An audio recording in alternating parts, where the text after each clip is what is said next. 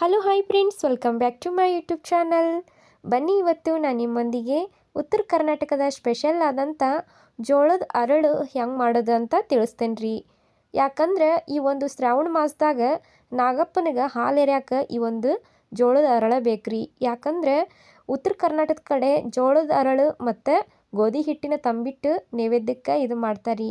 ಹಾಗಾಗಿ ಈ ಒಂದು ಜೋಳದ ಅರಳನ್ನ ಯಾವ ರೀತಿ ನಾವು ಸುಲಭವಾಗಿ ತಯಾರು ಮಾಡ್ಕೋಬೋದು ಅಂತ ನೋಡೋಣ್ರಿ.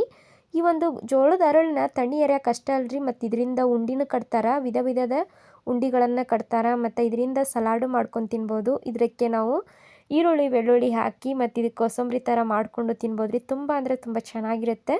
ಹಾಗಾಗಿ ಈ ಒಂದು ಅರಳನ್ನ ಸುಲಭವಾಗಿ ನಾವು ಯಾವ ರೀತಿ ಮಾಡ್ಬೋದು ಅಂತ ಈ ಒಂದು ವಿಡಿಯೋದಲ್ಲಿ ತಿಳಿಸ್ಕೊಡ್ತಾ ಇದ್ದೀನಿ. ದಯವಿಟ್ಟು ವಿಡಿಯೋನ ಸ್ಕಿಪ್ ಮಾಡದೆ ನೋಡಿ ಸ್ನೇಹಿತರೆ.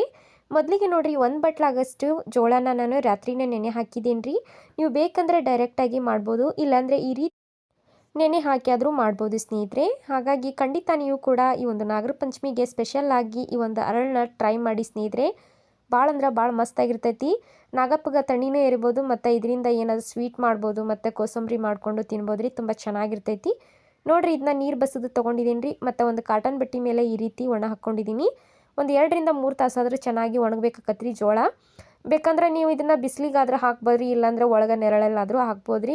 ಭಾಳ ಅಂದ್ರೆ ಭಾಳ ಮಸ್ತಾಗಿ ಬರ್ತಾವೆ. ತುಂಬ ಹಗುರವಾಗಿರ್ತಾವೆ ರೀ. ಮಲ್ಲಿಗೆ ಹೂವು ಅರಳ್ತಾವಲ್ರಿ, ಆ ರೀತಿ ಅರಳ್ತಾವ್ರಿ. ಅರಳಂತೂ ಭಾಳ ಅಂದ್ರೆ ಭಾಳ ಮಸ್ತಾಗಿ ಬರ್ತಾವೆ. ಖಂಡಿತ ನೀವು ಕೂಡ ಇವತ್ತು ಈ ಒಂದು ರೆಸಿಪಿನ ನೋಡಿಕೊಂಡು ಮನೆಯಲ್ಲೇ ಸುಲಭವಾಗಿ ಮಾಡಿ ಸ್ನೇಹಿತರೆ. ಯಾಕಂದ್ರೆ ಈ ಬರೋ ಭಾನುವಾರನ ನಾಗರ ಪಂಚಮಿ ಇರೋದು. ಹಾಗಾಗಿ ನಾಗಪ್ಪನಿಗೆ ತಣ್ಣಿ ಇರಬೇಕಂದ್ರೆ ಈ ಒಂದು ಅರಳು ಬೇಕ್ರಿ. ಹಾಗಾಗಿ ನಾಗಪ್ಪನಿಗೆ ಈ ವರ್ಷ ಖಂಡಿತ ನೀವು ಕೂಡ ಅರಳಿನ ನೈವೇದ್ಯ ಮಾಡಿರಿ, ಭಾಳ ಮಸ್ತಾಗಿರ್ತೈತಿ. ನೋಡಿರಿ, ಇವಾಗ ಒಂದು ಬಾಣಲೆ ಇಟ್ಕೊಂಡಿದ್ದೀನಿ. ಒಂದು ಸ್ವಲ್ಪ ದಪ್ಪನೇ ಇರಬೇಕಾಗೈತೆ ರೀ ತಳ, ಯಾಕಂದರೆ ಇಲ್ಲಾಂದ್ರೆ ಸೀದ್ ಬಿಡ್ತಾವೆ, ಚೆನ್ನಾಗಿ ಬರಲ್ಲ ಅರಳು ಅನ್ನೋದು. ಒಂದು ಸ್ವಲ್ಪ ದಪ್ಪ ಇರೋಂಥ ಪಾತ್ರೆ ತೊಗೊಂಡು ಈ ರೀತಿ ಸ್ವಲ್ಪ ಸ್ವಲ್ಪನ ಹಾಕ್ಕೋಬೇಕ್ರಿ. ಜಾಸ್ತಿ ಹಾಕ್ಬಿಟ್ವಿ ಅಂದ್ರೆ ನೀಟಾಗಿ ಬರಲ್ಲ ರೀ ಅರಳು.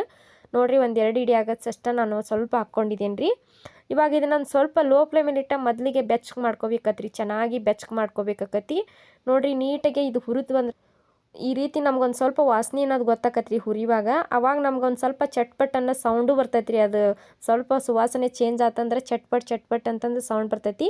ಆ ಸಮಯದಾಗ ನಾವೇನು ಮಾಡ್ಬೇಕ್ರಿ, ಹಂಗೆ ಡೈರೆಕ್ಟಾಗಿ ಬಿಡಬಾರ್ದ್ರಿ. ಈಗ ಬಿಟ್ವಿ ಅಂದ್ರೆ ಮನೆ ತುಂಬನ ಆಗ್ಬಿಡ್ತಾವ್ರಿ, ಅಡುಗೆ ಮನೆ ತುಂಬ.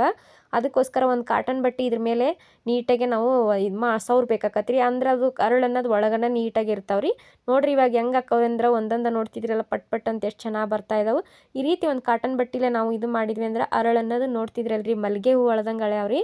ಭಾಳ ಅಂದ್ರೆ ಭಾಳ ಮಸ್ತಾಗಿ ಬಂದಾವ್ರಿ. ಖಂಡಿತ ನೀವು ಕೂಡ ಈ ಒಂದು ಶ್ರಾವಣ ಮಾಸಕ್ಕೆ ತಪ್ಪದೇ ಮಾಡಿರಿ. ನಾಗಪ್ಪನಿಗೆ ಹಾಲು ಎರಿಯುವಾಗ ಭಾಳ ಮಸ್ತಾಗಿರ್ತಾವೆ. ಇದರಿಂದ ನಾವು ಉಂಡಿನೂ ಕಟ್ಬೋದು ರೀ, ಅರಳಿನ ಉಂಡಿನೂ ಕಟ್ಬೋದು, ಮತ್ತು ಸಲಾಡ್ ಮಾಡಿಕೊಂಡು ತಿನ್ಬೋದು. ಹಂಗೆ ತಿನ್ನಕ್ಕಂತೂ ತುಂಬ ಚೆನ್ನಾಗಿರ್ತೈತೆ ರೀ. ಮತ್ತು ಈಗೇನಾದರೆ ನೀವು ಶ್ರಾವಣ ಮಾಸಕ್ಕೆ ಅಷ್ಟೇ ಅಲ್ರಿ, ಇದನ್ನು ಮಧ್ಯದಾಗೂ ಮಾಡ್ಕೊಂಡು ತಿನ್ಬೋದು ರೀ. ಟೈಮ್ ಪಾಸ್ಗೆ ತುಂಬ ಚೆನ್ನಾಗಿರ್ತೈತಿ ಜೋಳದ ಅರಳು. ಇವು ನೀವು ಗೊಂಜಾಳದ್ದು ಹೆಂಗೆ ಮಾಡ್ತಿರಲ್ರಿ, ಅದೇ ರೀತಿ ಈ ಒಂದು ಜೋಳದ ಅರಳದನ್ನು ತುಂಬ ಚೆನ್ನಾಗಿ ಆಕತ್ರಿ. ಖಂಡಿತ ನೀವು ಕೂಡ ಮನೆಯಲ್ಲಿ ಈ ಒಂದು ರೆಸಿಪಿನ ಟ್ರೈ ಮಾಡಿ ಸ್ನೇಹಿತರೆ. ಈ ಒಂದು ರೆಸಿಪಿ, ಒಂದು ಮಾಹಿತಿ ಇಷ್ಟ ಆದರೆ ಪ್ಲೀಸ್ ಒಂದು ಲೈಕ್ ಮಾಡಿ, ಶೇರ್ ಮಾಡಿ. ಹೀಗೆ ರಾಧಾ ರಾಜು ಕಿಚನ್ನ ಫಾಲೋ ಮಾಡಿ ಸ್ನೇಹಿತರೆ. ಧನ್ಯವಾದಗಳು.